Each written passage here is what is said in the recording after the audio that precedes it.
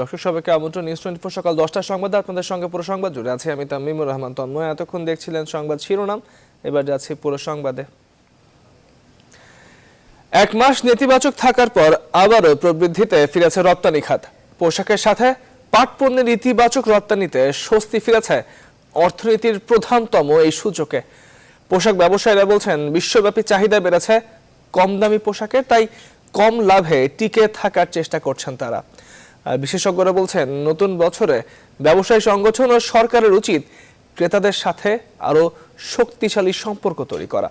সুলতান আহমেদ জানাচ্ছেন বিস্তারিত। মার্চ মাস থেকে করোনা মহামারী হানা দেওয়ার পর এপ্রিলে খাদের কিনারে পড়ে রপ্তানি আয়। সেই মাসে রপ্তানি হয়েছিল মাত্র $52 কোটি। তবে জুলাই থেকে আবারও ঘুরে দাঁড়াতে থাকে বাংলাদেশের অর্থনীতির অন্যতম প্রাণশক্তি রপ্তানি খাত। অক্টোবরে করোনার দ্বিতীয় ধাপে এসে কিছুটা হোঁচট খেলেও নভেম্বরে আবার ইতিবাচক ধারায় ফিরেছে রপ্তানি আয়। শুধু নভেম্বরে বাংলাদেশ থেকে মোট রপ্তানি হয়েছে $308 কোটি, যা গেল বছরের একই সময়ের চেয়ে 0.76% বেশি। অর্থবছর হিসেবে জুলাই থেকে নভেম্বর সময়ে মোট রপ্তানি হয়েছে $1592 কোটি, যা তার আগের বছরের চেয়ে 0.93% বেশি। এর মধ্যে শুধু পোশাক রপ্তানি হয়েছে $1290 কোটি, শতকরা হিসেবে যা 81%। জুলাই থেকে নভেম্বর পর্যন্ত যে রপ্তানি ফিগার, মার্চ মাস থেকে করোনা মহামারী হানা দেওয়ার পর এপ্রিলে খাদের কিনারে পড়ে রপ্তানি আয়। সেই মাসে রপ্তানি হয়েছিল মাত্র $52 কোটি। তবে জুলাই থেকে আবারও ঘুরে দাঁড়াতে থাকে বাংলাদেশের অর্থনীতির অন্যতম প্রাণশক্তি রপ্তানি খাত। অক্টোবরে করোনার দ্বিতীয় ধাপে এসে কিছুটা হোঁচট খেলেও নভেম্বরে আবার ইতিবাচক ধারায় ফিরেছে রপ্তানি আয়। শুধু নভেম্বরে বাংলাদেশ থেকে মোট রপ্তানি হয়েছে $308 কোটি, যা গেল বছরের একই সময়ের চেয়ে 0.76% বেশি। অর্থবছর হিসেবে জুলাই থেকে নভেম্বর সময়ে মোট রপ্তানি হয়েছে $1592 কোটি, যা তার আগের বছরের চেয়ে 0.93% বেশি। এর মধ্যে শুধু পোশাক রপ্তানি হয়েছে $1290 কোটি, শতকরা হিসেবে যা 81%। জুলাই থেকে নভেম্বর পর্যন্ত যে রপ্তানি ফিগার, তাতে হোম টেক্সটাইলের রপ্তানি বেড়েছে এবং নিটওয়্যারের রপ্তানিও তুলনামূলকভাবে ওভেনের তুলনায় ভালো অবস্থানে রয়েছে। এর কারণ হচ্ছে ফর্মাল ড্রেস, ওভেন, এই সময় যে অধিকাংশ মানুষ বাসায় বসে অফিস করেছে, ফলে ফর্মাল ড্রেসের প্রয়োজনীয়তা বা বেচাকিনা কম হয়েছে। তবে সবচেয়ে বেশি রপ্তানি প্রবৃদ্ধি হয়েছে পাট পণ্যে। এই খাত থেকে মোট আয় হয়েছে $55 কোটি, আর প্রবৃদ্ধি প্রায় 37%। বিশ্ববাজারে পণ্য উৎপাদনের সক্ষমতা আমরা খুব দ্রুততার সাথে বাড়াতে পারি, তাহলে পাট খাত আগের যে একটা পজিটিভ ইমেজ ছিল বিশ্ববাজারে, আমরা সেটা আবার পুনঃস্থাপন করতে পারবো। মহামারীর সময়ে লাভের হিসেব না করে বেশি অর্ডার আনার তাগিদ দিচ্ছেন বিশেষজ্ঞরা। আমাদের অ্যাসোসিয়েশনগুলো এবং সরকারের উচিত হবে মেজর যে সমস্ত দেশগুলো আমাদের পণ্য নেয় এবং মেজর যে সমস্ত ব্র্যান্ড বায়ার পণ্য নিয়ে থাকে তাদের সাথে যোগাযোগ অব্যাহত রাখা, যাতে তারা আমাদের দেশ থেকে অর্ডার বাড়িয়ে দেন এবং প্রচলিত অপ্রচলিত পণ্যের অর্ডার যাতে আগামীতে আমাদের দেশে তারা আরও বেশি করে দেন, সেই লক্ষ্যে আসলে আমাদের কূটনৈতিক তৎপরতা অব্যাহত রাখা দরকার। তবে কোনোভাবেই স্বস্তি ফিরছে না চামড়া রপ্তানিতে। জুলাই নভেম্বর সময়েও এই খাতে নেতিবাচক প্রবৃদ্ধি হয়েছে প্রায় 9%। সুলতান আহমেদ, নিউজ 24, ঢাকা। নির্বাচন বা গণতান্ত্রিক পদ্ধতি নয়, সরকারের বিদায় ঘটবে গণ আন্দোলনে, মনে করেন নাগরিক ঐক্যের আহ্বায়ক মাহমুদুর রহমান মান্না।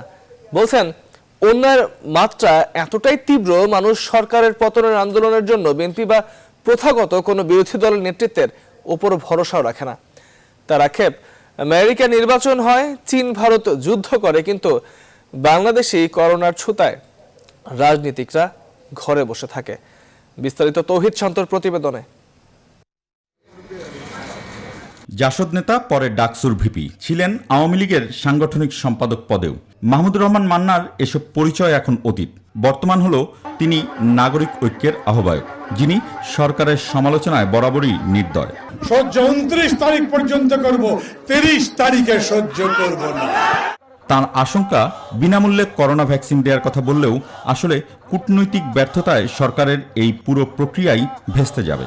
এই ভ্যাকসিন যখন প্রোডাকশন প্রসেসে গেছে, তখন থেকে যে লবিংটা আমার করা দরকার ছিল, যে রিপোর্টটা আমার করা দরকার ছিল, সেটা আমি করি নাই। এখন দেখা যাচ্ছে যে ফাইজার বা মডার্না তারাই সবচাইতে আগে দিচ্ছে এবং তারাই সবচাইতে ডিপেন্ডেবল। বলছেন ভোট নির্বাচন গণতন্ত্র নিয়ে তারা রাজনীতিবিদরা কথা বললেও মানুষ এখন আর ওসব নিয়ে ভাবে না। অন্যায়ের মাত্রাটা এত তীব্র যে আমরা পারি বা না পারি, মানুষ দেখে শুনে প্রায় ধৈর্যের বাইরে চলে গেছে, তারা এই সরকারকে সহ্য করতে চায় না। সেটা আমাদের সম্মিলিত রাজনীতির ফসল। সো নির্বাচন দিয়ে না, মানুষ নিজেরা জাগবে এবং পথে আসবে, সেটা দিয়েই স্বৈরতন্ত্রের পতন হবে। সরকারের অনিয়ম দুর্নীতির বিরুদ্ধে সরব প্রতিবাদ আর মানুষের অধিকার প্রতিষ্ঠা, এই দুটোতেই নিজেদের ব্যর্থতার কথাও স্বীকার করলেন। আর একটা ধরেন, আমি তো ওদের কারো বক্তৃতা শুনেছি, ভাই এত বড় জুলুম অত্যাচার এই আল্লাহ সহ্য করবে না। আমেরিকায় ইলেকশন হয়েছে, ব্ল্যাক লাইফ ম্যাটার সমগ্র ইউরোপে মিছিল হয়েছে, চীন ভারতের মধ্যে যুদ্ধ হচ্ছে, বাংলাদেশে আমরা করোনার কারণে গণতন্ত্রের কথা বলতে পারবো না। করোনা আছে বলে রাজনীতি থাকবে না, এটা তো হবে না, কারণ রাজনীতি থাকবেই। ঠিক এই মুহূর্তে প্রশাসনের উপর সরকারের প্রভাব আছে কিনা এ নিয়েও প্রশ্ন তোলেন মান্না। এরকম হঠাৎ রাতারাতি পেঁয়াজের দাম এত বাড়বে, রাতারাতি মরিচের দাম এত বাড়বে, আলুর দাম এত বেড়ে যাবে। সিন্ডিকেট একটা আছে, সিন্ডিকেটকে গভর্নমেন্ট টাচ করতে পারে না। এখন বলছে বেগম পাড়াতে সব আমলারা গিয়ে বাড়ি করেছে। কোন কোন আমলা বলুন? একটা মানুষের নাম বলেছেন, একজনের ব্যাপারে ব্যবস্থা নিয়েছেন, কেন নেন না? করোনা পরিস্থিতি, ভ্যাকসিন, দারিদ্র্য আর মানুষের দুর্দশা, এসব নিয়ে অচিরেই জাতীয় টাস্ক ফোর্স গঠন করা না গেলে পুরো দেশই মুখ থুবড়ে পড়তে পারে বলে আশঙ্কা করছেন জাতীয় ঐক্যফ্রন্টের অন্যতম প্রতিষ্ঠাতা মাহমুদুর রহমান মান্না। তৌহিদ শান্ত, নিউজ 24, ঢাকা। দর্শক, শীত জেকে বসেছে উত্তরাঞ্চলে। দিনাজপুরের খবর জানাতে যুক্ত হচ্ছেন সরাসরি আমাদের সহকর্মী ফখরুল হাসান পলাশ। দিনাজপুরের শীত কতটা তীব্র, জনজীবন ব্যাহত হচ্ছে কিনা আপনি স্বচক্ষে সজমিনে কি দেখতে পাচ্ছেন? আপনাকে শুভ সকাল। আসলে দিনাজপুরের যে প্রতি বছরের শীতের ন্যায় কিন্তু এবারেও বেশ শীত অনুভূত হচ্ছে। আবহাওয়া অফিসের তথ্য মতে গত 2-1 দিনে তাপমাত্রা কিন্তু ছিল 14 থেকে 15 ডিগ্রি সেলসিয়াস সর্বনিম্ন। এই চলতি বছরে কিন্তু শীতের সর্বনিম্ন তাপমাত্রা তারা রেকর্ড করেছে 11.0 ডিগ্রি সেলসিয়াস, যা কিনা এই চলতি বছরের সবচেয়ে সর্বোচ্চ তাপমাত্রা। কিন্তু সার্বিকভাবে বিভিন্ন দুস্থ মানুষের সহযোগিতায় কিন্তু সে এগিয়ে আসছে এবং তারা কিন্তু প্রায় 50,000 কম্বল কিন্তু তারা ইতিমধ্যেই কিন্তু বিভিন্ন উপজেলায় কিন্তু দিয়ে দিয়েছে এবং সেগুলো কিন্তু পর্যায়ক্রমে সেই সব দরিদ্র মানুষের হাতে কিন্তু চলে যাবে। তো দিনাজপুরের আবহাওয়ার আরেকটি তথ্য আপনাকে জানিয়ে দিই, এই মাসের মাঝামাঝি সময় কিন্তু একটি শৈত্যপ্রবাহ রয়েছে, যেই সময় কিন্তু শৈত্যপ্রবাহ থাকাকালীন সময় কিন্তু তাপমাত্রা 10 ডিগ্রি সেলসিয়াসের নিচে কিন্তু এটাই ছিল আমার কাছে দিনাজপুরের শীত নিয়ে সার্বিক তথ্য। ফিরে যাচ্ছে আপনার কাছে তন্ময়। ফখরুল হাসান পলাশ, দিনাজপুর থেকে আপনার যুক্ত হওয়ার জন্য আমাদের সঙ্গে আপনাকে ধন্যবাদ। অবশেষে ভাসানচরে পৌঁছলো রোহিঙ্গাদের প্রথম দল। শুক্রবার চট্টগ্রাম থেকে নৌবাহিনীর জাহাজে 1642 রোহিঙ্গাকে ভাসানচরে নেওয়া হয়েছে। কক্সবাজারের চেয়ে কিছুটা উন্নত জীবনের আশায় স্বেচ্ছায় ভাসানচরে যান তারা। তবে নিজ বাড়িতে ফেরার তাগিদই তাদের। ভাসানচর আশ্রয়ণ প্রকল্পের পরিচালক এয়ার কমান্ডার মামুন হোসেন জানান, 1 লাখ রোহিঙ্গাকে গ্রহণে প্রস্তুত ভাসানচর। এমনকি সরকার চাইলে আন্তর্জাতিক সংস্থার প্রতিনিধিদেরও ভাসানচর দেখাতে নিয়ে আসতে পারে। হায়দার আলীর ক্যামেরায় বিস্তারিত জানাচ্ছেন লাকমিনা জেসমিন সোমা। নৌবাহিনীর 8টি জাহাজ সহ মোট 19টি জলযান আগেই কক্সবাজার রোহিঙ্গা ক্যাম্প থেকে চট্টগ্রাম বোট ক্লাবে এসে জড়ো হয়েছিলেন রোহিঙ্গারা। শুক্রবার সকাল 10টা নাগাদ দলে দলে নির্ধারিত জাহাজে উঠতে থাকেন তারা। সব ধরনের আনুষ্ঠানিকতা শেষে সকাল 10:30টায় ভাসানচরের উদ্দেশ্যে যাত্রা করে রোহিঙ্গাদের বহনকারী জাহাজগুলো। পুরো পথে রোহিঙ্গাদের নিরাপত্তায় নৌবাহিনীর সাথে ছিল সেনাবাহিনীর নৌযান শক্তি সঞ্চার। বিশাল বহরে ছিল কোস্টগার্ড, র্যাব এবং গোয়েন্দা সংস্থার সদস্যরাও। স্বেচ্ছায় আসা এই রোহিঙ্গারা ভাসানচরে নতুন জীবনের স্বপ্ন দেখলেও যত দ্রুত সম্ভব নিজ দেশেই ফিরে যেতে চান। প্রাকৃতিক দিক থেকে সেটা অন্যান্য যে কোনো দ্বীপের তুলনায় অনেক নিরাপদ। আবাসন ব্যবস্থার চতুর্দিকে আমাদের প্রায় 19 ফিট উচ্চতার বাঁধ করা হয়েছে, যে কোনো জলোচ্ছ্বাসও সেখান থেকে একদম নিরাপদ। এখানে নিরাপদ জায়গা বানাইছে বাংলা সরকার বলছে, সেই জন্য এখানে একটু নিরাপদ জায়গার জন্য যাচ্ছি। নিরাপদ আবহাওয়া খুব ভালো হবে এখানে। মায়ানমার তো যেতে চাই অবশ্যই, কারণ আমাদের এটা হচ্ছে আমাদের নাগরিক দেশ। প্রায় 3.5 ঘন্টা সাগরে ভেসে অবশেষে ভাসানচরে পৌঁছান প্রথম ধাপে আসা 1642 জন রোহিঙ্গা। তাদেরকে স্বাগত জানান নৌবাহিনী সহ এনজিও সংস্থার প্রতিনিধিরা। পরে রোহিঙ্গাদের জন্য তৈরি বিশাল ওয়্যার হাউসে নিজেদের ভবিষ্যৎ কল্যাণ কামনায় দোয়া মোনাজাত করেন রোহিঙ্গারা। দোয়া মোনাজাত শেষে নতুন ঠিকানায় ছোটেন রোহিঙ্গারা। পরিকল্পনা অনুযায়ী পরিবার পরিজন নিয়ে নির্ধারিত ঘর বাড়িতে ওঠেন তারা। দালান বাড়ি পেয়ে বেশিরভাগ রোহিঙ্গাদের মধ্যেই ছিল উচ্ছ্বাস। প্রকল্প পরিচালক জানান, এরই মধ্যে রোহিঙ্গাদের জন্য খাদ্য মজুদ রাখা, স্বাস্থ্যসেবা প্রদান সহ সব ধরনের মৌলিক সেবা দিতে প্রস্তুতি নিয়েছে বেশ কিছু দেশীয় এনজিও সংস্থা।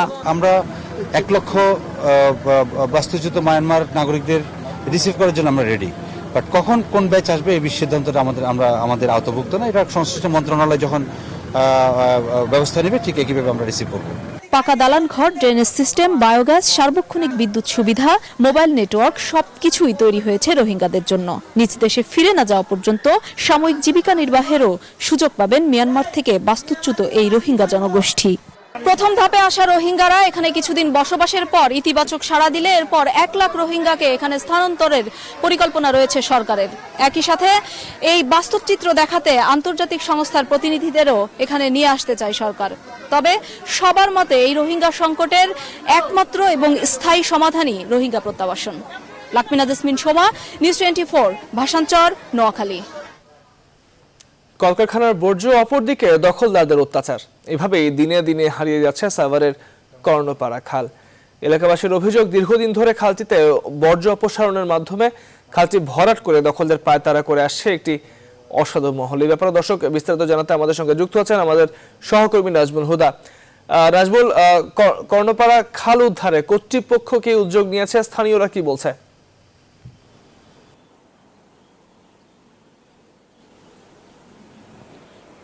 ধন্যবাদ তন্ময়। এই মুহূর্তে সাভারের কর্ণপাড়া খাল, এই খালের যে পানিটি সরাসরি যে বর্জ্যটি এবং দখল হয়ে গেছে যে দুই পাশ, সেই ধলেশ্বরী নদী কিন্তু এখন এবং বংশী নদী কিন্তু এখন প্রায় মৃত। কারণ হচ্ছে এই কলকারখানার পানি আপনারা জানেন যে দূষিত হয়ে এই পানিটি সরাসরি নদীতে যাচ্ছে এবং নদী দূষণ হচ্ছে, যে নদীর যে জীববৈচিত্র্য সেগুলো কিন্তু ধ্বংস হয়ে যাচ্ছে, যার কারণে আসলে এখানকার পরিবেশ এখন খুবই সংকটপূর্ণ রয়েছে এবং পরিবেশ বিপর্যয়। আমি একটু পরিবেশ বিদের সাথে একটু কথা বলতে চাই।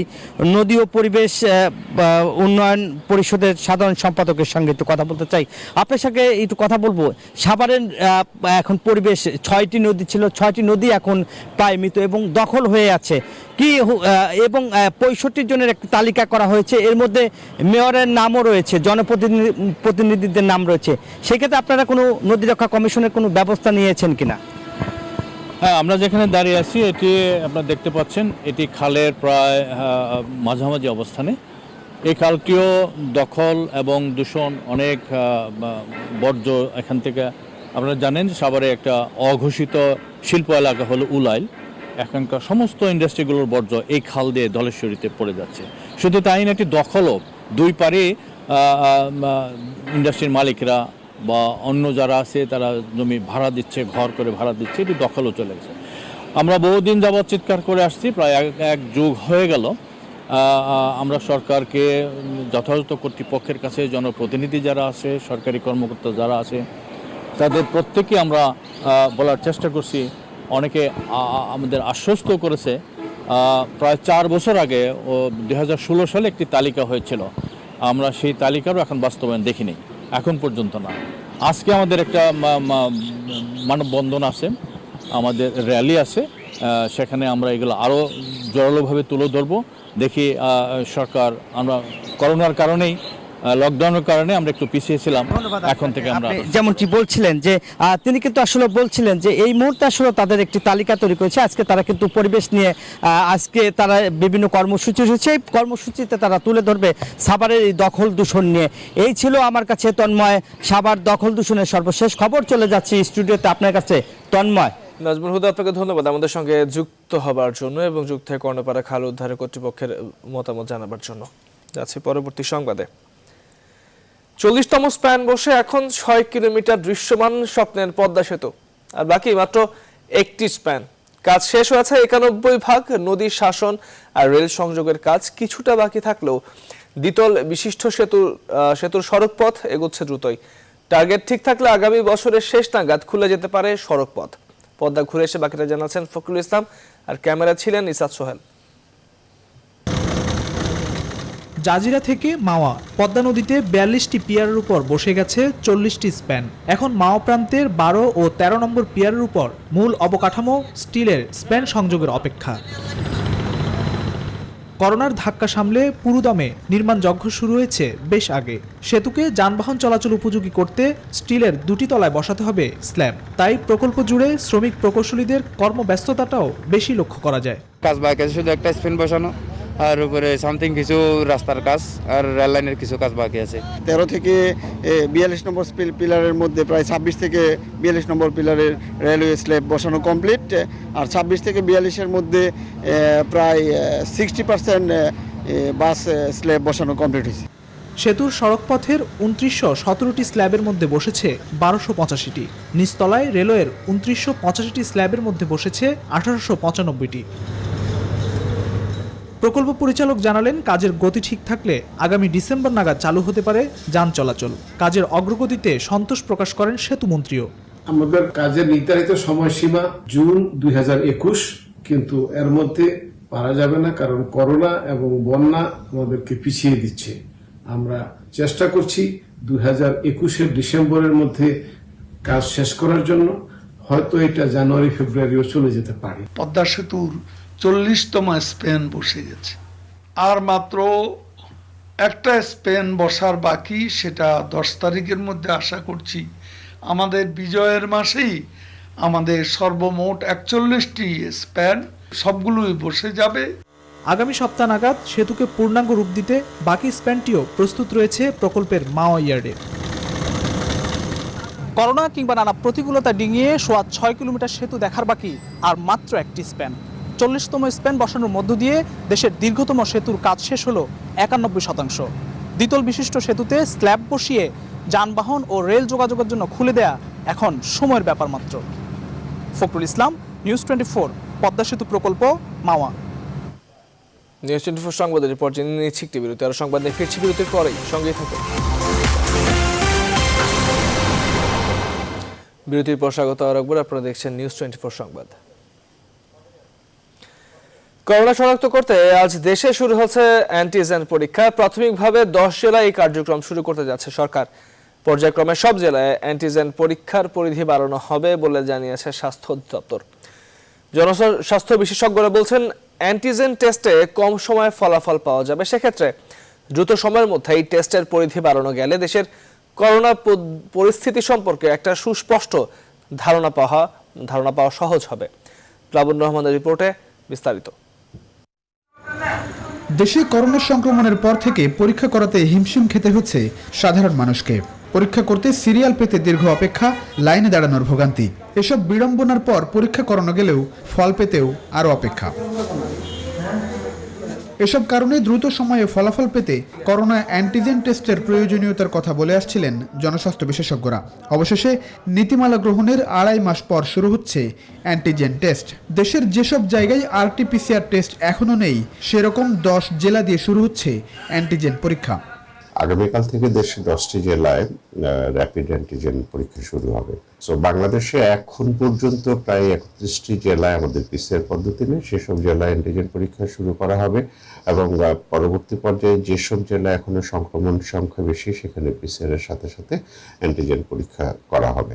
বাংলাদেশে এই টেস্ট প্রচলনের মধ্য দিয়ে আমরা মনে করছি করোনা বিরোধী লড়াইয়ে একটি নতুন গতিবেগ সঞ্চার হবে এবং একই সাথে আমরা চাইব সারা দেশে, বিশেষ করে তৃণমূল পর্যায়েও এই টেস্টটি ছড়িয়ে দেওয়া হোক।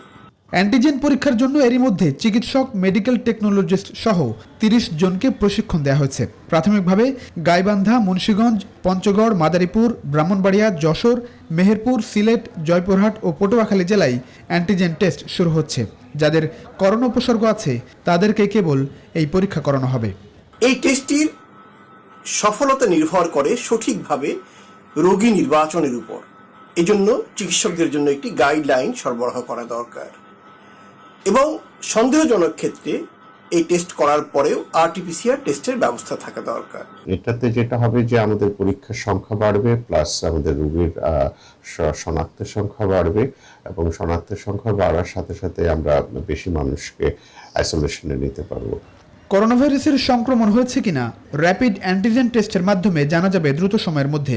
সেক্ষেত্রে সময় লাগবে আধা ঘন্টারও কম। প্লাবন রহমান, নিউজ 24, ঢাকা। সংবাদের পর্যায়ে নিচ্ছে আরো একটি বিরতি, সঙ্গেই থাকুন। বিরতির পর স্বাগত আরো একবার, আপনারা দেখছেন নিউজ 24 সংবাদ। বিভিন্ন ইসলামী দেশেও ভাস্কর্য আছে, তাহলে বাংলাদেশের সমস্যা কি? এই প্রশ্ন তুলেছেন আওয়ামী লীগের সাধারণ সম্পাদক ওবায়দুল কাদের। তিনি বলেন, সুচিন্তিতভাবেই পরিস্থিতি মোকাবেলা করা হচ্ছে। আজ সকালে হোসেন শহীদ সরওয়ার্দীর মৃত্যুবার্ষিকী উপলক্ষে শ্রদ্ধা জানানোর পর তিনি এই কথা বলেন। তিনি আরো বলেন, আওয়ামী লীগ ছাড়া কেউ দলে গণতন্ত্রের চর্চা করে না বলেও মন্তব্য করেন তিনি।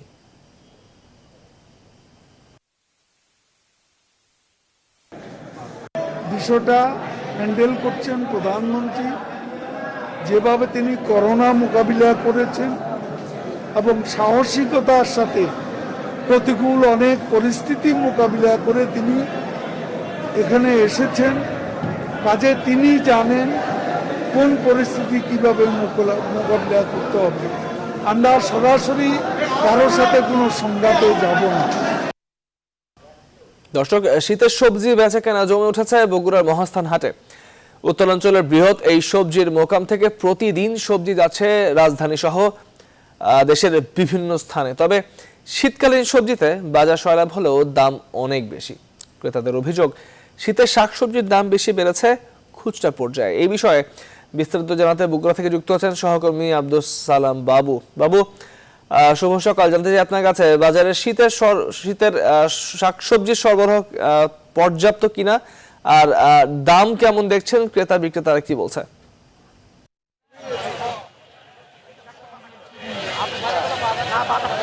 তন্ময়, আপনি যেমনটি বলছিলেন, উত্তরাঞ্চলের সর্ববৃহৎ সবজির বাজার এই মহাস্থান হাট। এখানে প্রত্যেক দিনই বগুড়া থেকে বিভিন্ন জেলায় যাচ্ছে এখানকার সবজি। শীতের শুরুতেই শীতের আগাম জাতের সবজি এসেছিল, তখন একটু দাম বেশি ছিল, তবে এখন দাম অনেকটা কমে গেছে, কারণ আশেপাশের বিভিন্ন জেলা থেকে এখানে সবজি আসে। আপনারা দেখতে পাচ্ছেন মহাস্থান হাটে পর্যাপ্ত পরিমাণে সবজি উঠেছে, লাউ, ফুলকপি, মূলা, সিম, বেগুন সহ বিভিন্ন ধরনের সবজি। যেহেতু শীতের সবজিতে এখন ভরপুর, আমদানি বেড়ে যাওয়ার কারণে এখন দাম অনেকটা কমে আসছে। তবে এই সবজি বগুড়ার বাইরে যখন যাচ্ছে তখন দাম কিছুটা বেড়ে যাচ্ছে। ট্রাকে করে প্রত্যেক দিন ছোট বড় ট্রাক 60 থেকে 70টি বগুড়ার বাইরে, ঢাকা, রাজধানী ঢাকা, নোয়াখালী, ফেনী, চট্টগ্রাম সহ বিভিন্ন জেলায় যাচ্ছে। আমরা এখন কথা বলবো এখানকার একজন পাইকারি ক্রেতার সাথে। তিনি জানাবেন যে এখান থেকে বগুড়ার বাইরে গেলে কেন দাম বাড়ে, সে ব্যাপারে আমরা কথা বলবো একজন ক্রেতার সাথে। আমরা একটু আপনার কাছে জানতে চাইবো যে এখান থেকে ঢাকা বা অন্য জেলায় গেলে দাম বাড়ে কেন? এখান থেকে বগুড়া থেকে নোয়াখালী বা চট্টগ্রাম, ঢাকা জেলে বাড়ে, ট্রাক ভাড়া বেশি, ক্যারিং চার্জ বেশি, লেবার খরচ বেশি, তারপরে যে খাজনা, তারপরে আরও বিভিন্ন পর্যাপ্ত খরচ আছে, বস্তা টস্তা বিভিন্ন ব্যাপার স্যাপার আছে, যার কারণে খরচ বেশি, আর মালের ঘাটতি আছে, এই কারণে খরচ বেশি। তো আপনারা শুনলেন যে বগুড়ার প্রত্যেক বছর প্রায় 4 লাখ মেট্রিক টন সবজি উৎপাদন হয়ে থাকে, তার মধ্যে শুধু শীতকালেই 2.5 লাখ মেট্রিক টন সবজি উৎপাদন হয়। কৃষি বিভাগ জানিয়েছে আমাদেরকে যে তারা অক্টোবর মাসের 15 তারিখ থেকে মার্চ মাসের 15 তারিখ পর্যন্ত এই সবজিগুলো বাজারে ওঠে। তবে শুধু বগুড়ার সবজি নয়, এই বগুড়ার এই মহাস্থান হাটে জেলার আশেপাশের 5টি জেলা থেকে সবজি আসে। তো এই ছিল আমার কাছে মহাস্থান হাটের সবজির সর্বশেষ খবর। আমরা ফিরে যাচ্ছি স্টুডিওতে।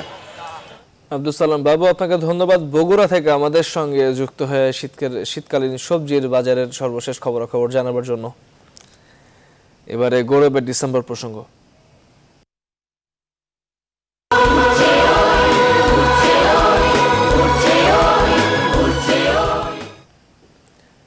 সারা দেশে কি হচ্ছে তা না জেনেই বিদ্রোহ করেছিলেন মেজর হাফিজউদ্দিন আহমেদ। তার কাছে মনে হয়েছিল এটি জনমানুষের যুদ্ধ, আত্মমর্যাদা রক্ষার যুদ্ধ। এরপর অগণিত সম্মুখ যুদ্ধে নেতৃত্ব ছিলেন এই বীর বিক্রম, দিয়েছেন প্রশিক্ষণও। অন্তরা বিশ্বাসের প্রতিবেদন। যুদ্ধ শুরু হয়েছে, এরই মধ্যে 4টি আলাদা জায়গায় বিদ্রোহ করেছে বাঙালি সৈন্যরা। সেসব কথা জানেন না লেফটেন্যান্ট হাফিজউদ্দিন আহমেদ। তিনি তখন ট্রেনিংয়ে। 29 মার্চ রাতে ফিরলেন যশোর ক্যান্টনমেন্টে। 30 মার্চ সকালে বাঙালি সৈন্যদের নিরস্ত্র হতে বলা হলো। তখন হাফিজউদ্দিনের নেতৃত্বে বাঙালিরা পাকিস্তানিদের বিরুদ্ধে যুদ্ধে ঝাঁপিয়ে পড়ে। অস্ত্রশস্ত্র তাক করে আমাদের দিকে পজিশন নিয়েছিল। আমরা বিদ্রোহ করার 15-20 মিনিটের মধ্যে আমাদের এলাকায় মর্টারের গোলা এসে পড়তে লাগলো। তারা 3 দিক থেকে আমাদের উপর আক্রমণ চালায়। আমরা সেই আক্রমণগুলো প্রতিহত করি। এরপর আরও কিছু ঘটনার পর তিনি যান মেঘালয়ে। সেখানে সাধারণ বাঙালিদের প্রশিক্ষণ দেন হাফিজউদ্দিন। 31 জুলাই 1971 জামালপুরের বক্সিগঞ্জ উপজেলার কামালপুরে ভয়াবহ লড়াই হয় পাকিস্তানিদের সাথে। সেখানে একাংশের নেতৃত্ব দেন হাফিজউদ্দিন। আমার বন্ধু ক্যাপ্টেন সালাউদ্দিন তিনি এখানে শহীদ হন। আমি নিজেও সেখানে আহত হই। এই যুদ্ধে ভালো সাহসিকতা প্রদর্শনের জন্য আমাকে বীর বিক্রম খেতাব দেওয়া হয়। এরপর তারা সিলেটের দিকে এগিয়ে যান। সিলেটের মাটিতে পরাজিত হয় পাকিস্তানি সৈন্যরা এবং শত্রুর সাথে সাথে তারা রণভঙ্গ দিল এবং পরদিন সকালে তারা সারেন্ডার করার জন্য আমাদের কাছে মেসেজ পাঠিয়েছিল। এইভাবে 30 মার্চ যে যুদ্ধ শুরু করেছিলাম, 15 ডিসেম্বর সিলেটের মাটিতে এই যুদ্ধ শেষ হলো। অন্তরা বিশ্বাস, নিউজ 24, ঢাকা। সংবাদের পর্যায়ে নিচ্ছে আরো একটি বিরতি, সঙ্গেই থাকুন। বিরতি প্রশ্নাগত আরেকবার আপনারা দেখছেন নিউজ 24 সংবাদ। এবার আন্তর্জাতিক প্রসঙ্গ। ব্রাজিলে ভয়াবহ এক সড়ক দুর্ঘটনায় অন্তত 14 জন নিহত হয়েছে, আহত হয়েছে আরো 26 জন। দেশটির মিনাস গেরিস প্রদেশে শুক্রবার বাসটি ফ্লাইওভার থেকে 50 ফুট নিচে পড়ে গেলে এই হতাহতের ঘটনা ঘটে। 40 জন যাত্রী নিয়ে বাসটি জুয়াও মোনলেভাদে শহর থেকে যাত্রা করেছিল। উদ্ধারকারী দল দুর্ঘটনার খবর পেয়েই ঘটনাস্থলে যায়। আহতদের সেখান থেকে তাৎক্ষণিকভাবে হাসপাতালে নিয়ে যাওয়া হয়েছে। এবার খেলার খবর।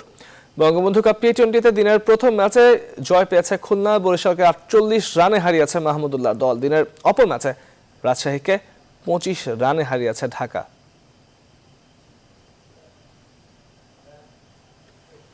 বিশ্বকাপ বাছাইয়ের ফিরতি ম্যাচে কাতারের বিপক্ষে ম্যাচ হেরেছে বাংলাদেশ।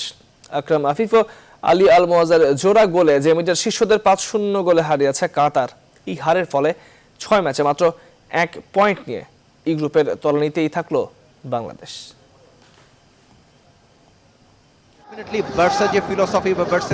দোহার আব্দুল বিন খালিফা স্টেডিয়ামে বিশ্বকাপ বাছাই পর্বের ম্যাচে কাতারের মুখোমুখি হয়েছিল বাংলাদেশ।